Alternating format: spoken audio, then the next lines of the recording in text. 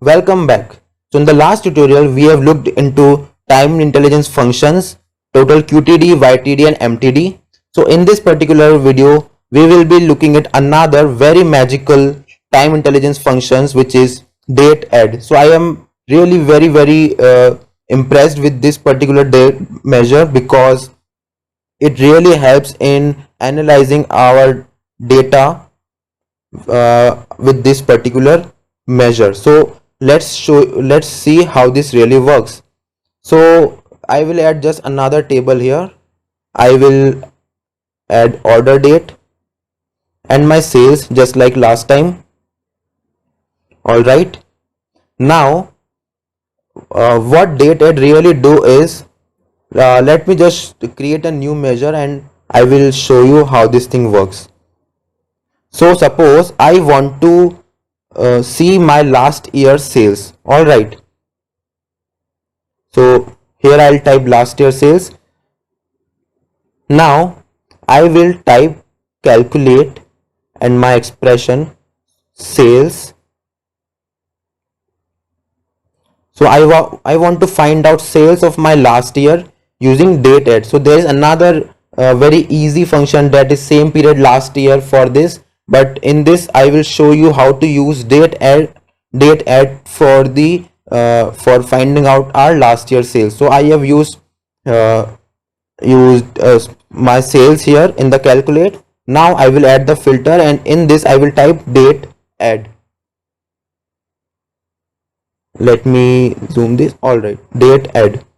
All right, so what particular date add do is it moves a given set of dates by a specific interval. This interval is set by us only. So here what you have to do is, so I will just add my date column here. Now it will ask me how many times the interval I have to move our date. So suppose I want to find last year sales, so I have to move it -1 times.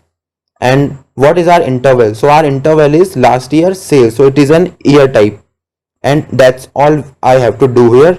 I'll just click enter. Now I will be able to find out last year sales. There you go.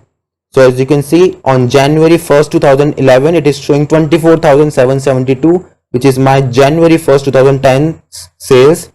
So on it goes for February, March and so on.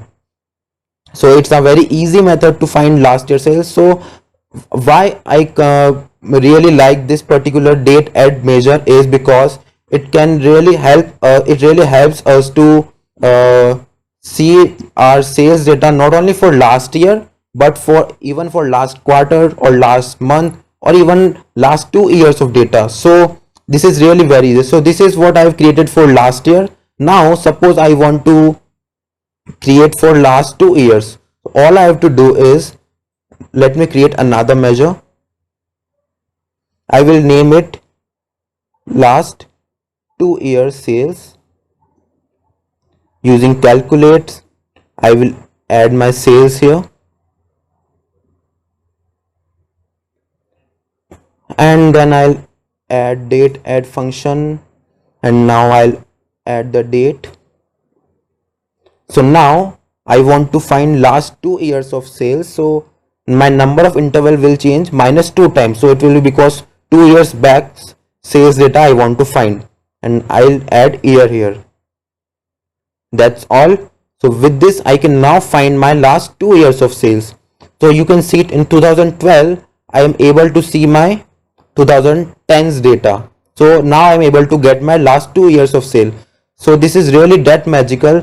So now we have created last 2 years of sale very easily. We can just like this also create for last quarter or last month's data. So this is really very handy when we want to do some last year comparisons, last month or last quarter's comparison in our data. So here suppose I want to create another measure of let's say last one quarter's sales, last 1 quarter sales. All right, so everything will be same. All I want is I just want my last quarter's sales. So in place of year I'll remove year here. You can see it in the tooltip, it is giving us day, month, quarter or year. So you can select any of these. I want to find my last quarter's data. I'll add quarter and just click enter.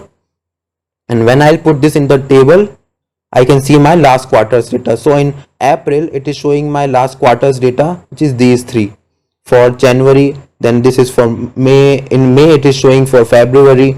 So how impressive this thing really works is, you can see very easily just by putting this particular formula. All I have to do is change my interval and what I really want to find out, either a quarter, year, month, or any day, even 1 day before.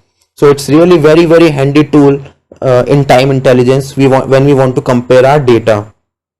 So I really would suggest you to try this DAX function. And if you have got any kind of problem, just simply put it up in the QA section, and I will be really very happy to help you out. Just keep practicing this particular DAX function, because this really comes every time when you will find this in your need. Because in any kind of profession or business analysis, there are times when you have to compare from previous values. So this is really very handy formula. So that's it for this tutorial, and we'll meet in the next one. Thank you.